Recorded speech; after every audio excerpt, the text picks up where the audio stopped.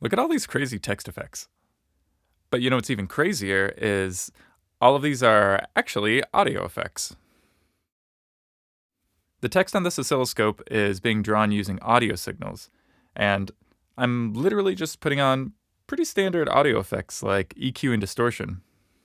You can think of the oscilloscope as sort of like an automatic Etch-a-Sketch, where we have one knob that controls the up and down motion of the dot, and another knob that controls the left and right motion. If I was really accurate and I was able to turn these knobs super fast and I wrote out a message over and over, it would look kind of like this.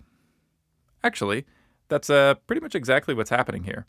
The only difference is that I'm using an audio signal instead of knobs to control the dot's motion.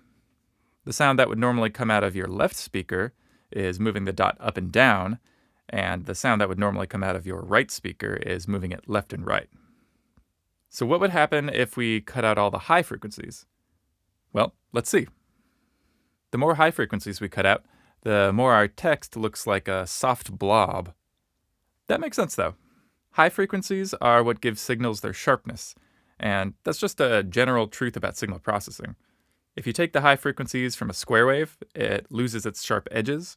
If you take out the high frequencies from my voice, it'll lose its sharpness. Blurring an image is literally just taking out the high frequencies from an image processing perspective.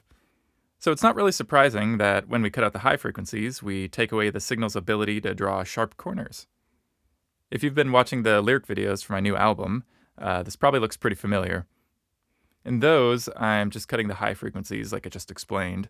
But why stop there? Let's try out a bunch of audio effects.